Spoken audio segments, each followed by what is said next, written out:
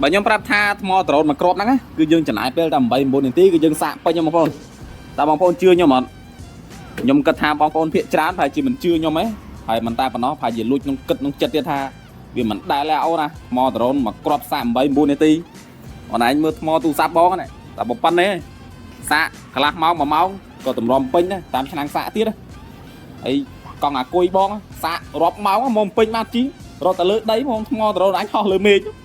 ហើយសាក8 9នាទីអូយដូចជឿបាទបងប្អូនអញ្ចឹងហ្នឹងខ្ញុំ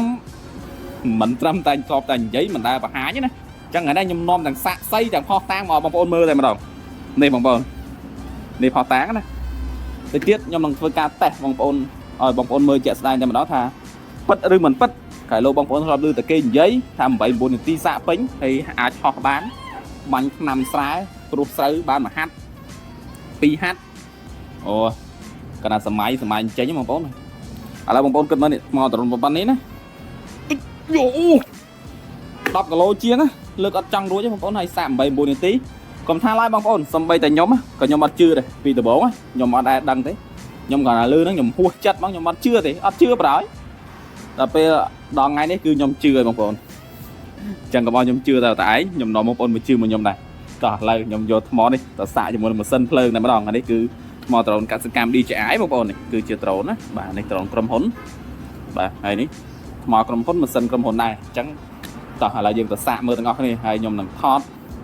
ដាក់នាទីឲ្យបងប្អូនមើលថាតើវា8នាទីមែនអត់បាទនេះគឺខ្ញុំដាក់ម៉ោងហើយពេលខ្ញុំសាកគឺខ្ញុំចុចបើកម៉ោងហ្នឹងតែម្ដងតោះឥឡូវយើងទៅសាកទាំងអស់គ្នាឥ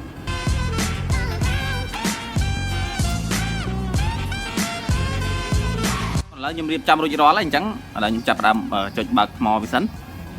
ហើយដល់ពេលដែលវាចាប់ផ្ដើមចូលគឺខ្ញុំចុចបើកនាទីវាដើរតែម្ដងតែឥឡូវខ្ញុំបញ្ឆេះម៉ាស៊ីន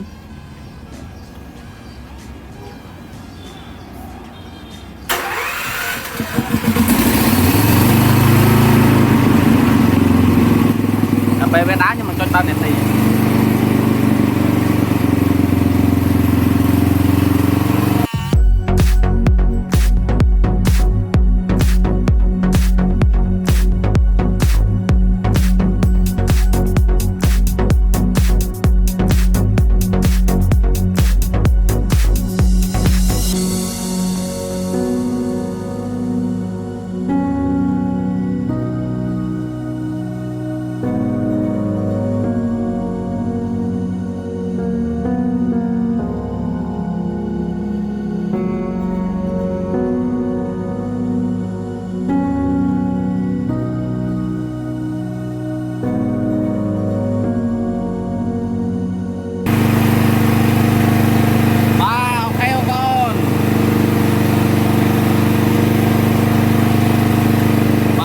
ពេញខ្ញុំប្លន់ម៉ាស៊ីន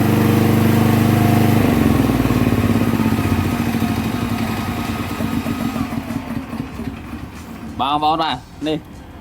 គឺស្ដែងតែម្ដងបងប្អូន79នាទីមែន 8.55 វិនាទីបាទ3នាទី79នាទីបងប្អូនប៉ាន់តិចទេហើយឥឡូវថ្មរបស់យើងគឺថា